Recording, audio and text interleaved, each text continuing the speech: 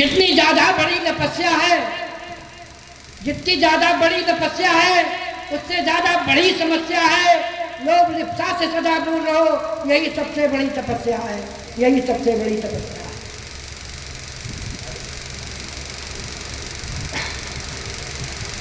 मंच को प्रणाम। और जितने भी लोग मुझे दिखाई पड़ रहे हैं हॉल के अंदर, सभी को यथावत प्रणाम है मेरा। आपके सामने एक व्यंग्य कविता मैं सुनाना चाहता हूँ। तो खुर्शीद साहब आज मेरे दोस्त सामने बैठे हैं और बहुत समय के बाद आज मेरे दर्शन हुए खुर्शीद साहब के। और विशेषकर ये कविता जो मैं सुनाने जा रहा हूँ मेरे मित्र खुर्शीद साहब के लिए समर्पित है। देखिए साहब, हेलो भाई साहब,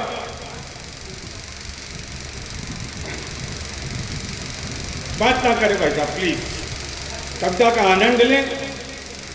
थोड़ी सी कविता सुनने के बाद खुद आपको लगेगा कि मुझे सुननी चाहिए। क्योंकि बरेली में रहता हूँ तो बरेली की तमाम जानकारियाँ भी रखता हूँ। एक दिन पागल खाने गया ये देखने के लिए कि भाई पागलों की क्या स्थिति है, पागल कैसे रहते हैं और क्या करते हैं, कैसे कैसे पागल होते हैं और क्यों क्यों पागल हो जाते हैं, ये सोच के मैं तो जैसे ही मैंने पागल खाने में अपना कदम रखा, जैसे ही मैंने पागल खाने में अपना कदम रखा, सामने खड़ा हुआ एक पागल 501 501 501 चिल्ला रहा था। मैं उसके पास गया, मैंने कहा भाई साहब आप ये 501 501 क्या कह रहे हैं? वो मुझे देखकर बहुत जोर से हंसा, वह मुझे देखकर बहुत जोर से हंसा और अपने पड़ोसी से बोला एक और फंसा, एक और फंसा, 502 नंबर नोट किया जाए और इसको सामने वाला कमरा दिया जाए। अस्पताल के कर्मचारी ने मुझे बताया, पागल खाने के कर्मचारी ने मुझे बताया, ये पागल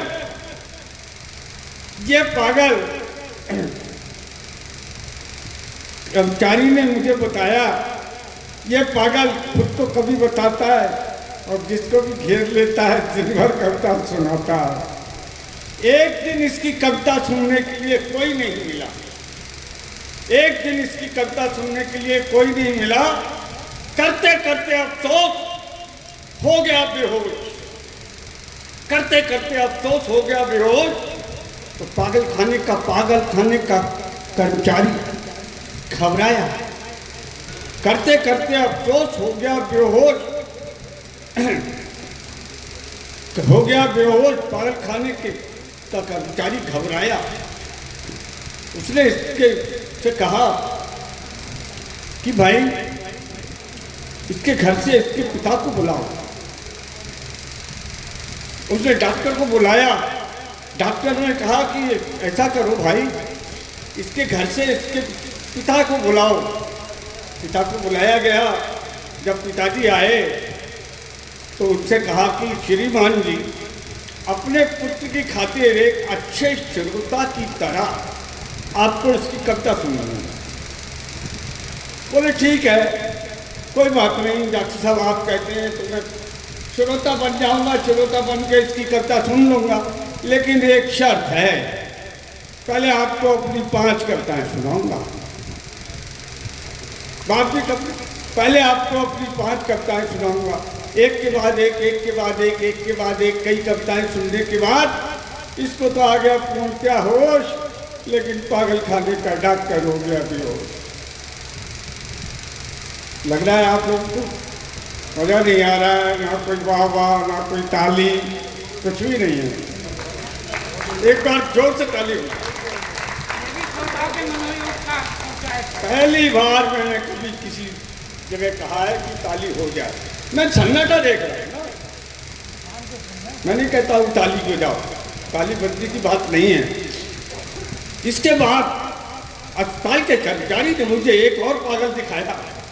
ये जो सामने पागल खड़ा है, खिड़की में अड़ा है, अपना नाम नथुलाल मछुआरा बताता है। क्या? अपना नाम नथुलाल मछुआरा बताता है। जाल बनाऊंगा, मछलियाँ मारूंगा। क्या? जाल बनाऊंगा, मछलियाँ मारूंगा, जाल बनाऊंगा, मछलियाँ मारूंगा, हर समय यही चिल्लाता है।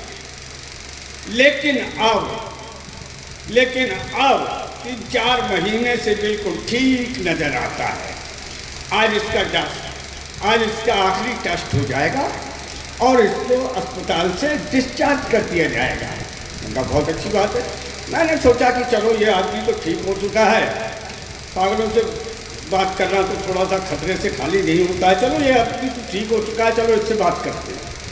मैं उसके पास गया, मैंने उससे कहा भाई साहब प्रणाम। ये प्रणाम।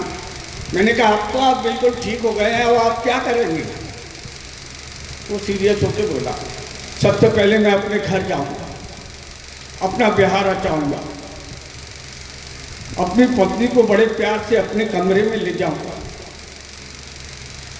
उसके बाद बड़े प्यार से अपने कमरे में ले जाऊंगा और अपनी बात समझाऊंगा। यदि उसने मेरी बात नहीं मानी, क्या कहता, यदि उसने मेरी बात नहीं मानी तो मैं उसे मारूंगा, जबरदस्ती उसकी साड़ी उतारूंगा, उससे जाल बनाऊंगा और मछलियां मारूंगा। इसके बाद कथा तो छोटी कर दूंगा, आप लोगों को लग रहा है कि छोटी हो गई, छोटी करेंगे। इसके बाद मैं एक और पागल से मिला। पागल खाने के कर्मचारी ने मुझे बताया, ये जो सामने नौजवान पागल खड़ा है सभी पागलों का सरदार है, सभी पागलों का सरदार है, पढ़ा लिखा बेरोजगार है, पढ़ा लिखा बेरोजगार है, खुद को वक्त के सांचे में ढाल रहा है, रोजगार नहीं मिला इसलिए पागल खाने में अपना पेट पाल रहा है। रोजगार नहीं मिला इसलिए पागल खाने में अपना पेट पाल रहा है। मैं सोचने लगा, हे भगवान, मेरे देश को किस पाप की सजा दे रहा है?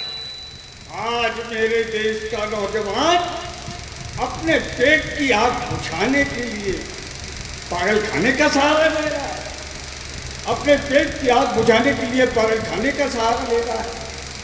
इसके बाद जैसे ही मैं मुड़ा, एक पागल मेरी ओर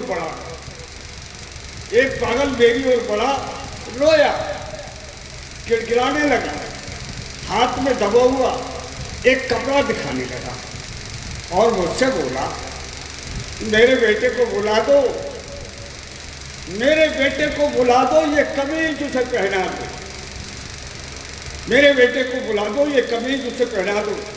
पागल खाने के कर्मचारी ने मुझे बताया, ये पागल पंजाब का एक किसान है, गांव में इसका मकान है, उग्रवादियों ने इसके जवान बेटे को जिंदा जला दिया, उग्रवादियों ने इसके जवान बेटे को इसके सामने जिंदा जला दिया। ममता और उग्रवाद की लड़ाई में उसकी कमीज फट गई, ममता और उग्रवाद की लड़ाई में उसकी कमीज फट गई।